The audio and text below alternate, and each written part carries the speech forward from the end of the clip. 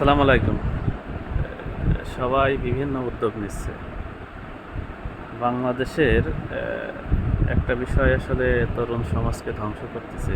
সেটা হচ্ছে সোশ্যাল মিডিয়াতে অ্যা মানে খারাপ মেয়েদের আনাগোনা বা ছেলেদের আনাগোনা অনেক বেড়ে গেছে।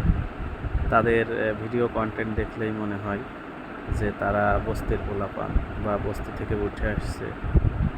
এখন শিক্ষিত সমাজ বা স্বাধীন দেশ যেটাই বলি না কেন, অবশ্যই যেহেতু সবারই পরিবার, পরিজন আছে, ধর্ম আছে, এদিক থেকে বিবেচনা করে এদের যে কেউ বা যারা পারেন এদেরকে প্রতিহত করেন। তারা মার্জিত কন্টেন্ট তৈরি করে, কোনো সমস্যা নেই, শিক্ষামূলক কন্টেন্ট তৈরি করে। কিন্তু তারা দেখা যায় যে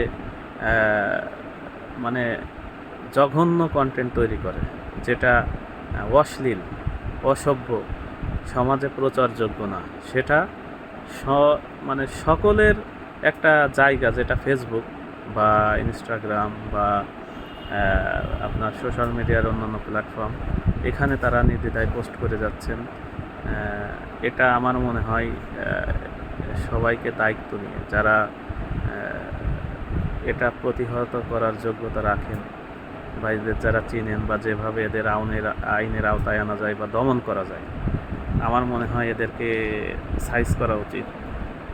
আমার এই মতামতের সাথে হয়তো বা অনেকেই একমত হবেন, কারণ এটা আসলে অনেক একটা মানে কষ্টের জায়গা যে মানুষ এত খারাপ কিভাবে কন্টেন্ট তৈরি করে, খারাপ ভাষা কিভাবে মুখ দিয়ে বের করে, যেটা মানুষ পরিবার নিয়ে কেন তার ছেলে মেয়ে যে কেউ এটা সামনে নিয়ে ভিডিও বা যে কোনো কন্টেন্ট অটোমেটিক প্লে হয়ে যায় বা সামনে আসে, যেটার উত্তর আসলে দেওয়া যায় না বা যেটা দেখা যায় না।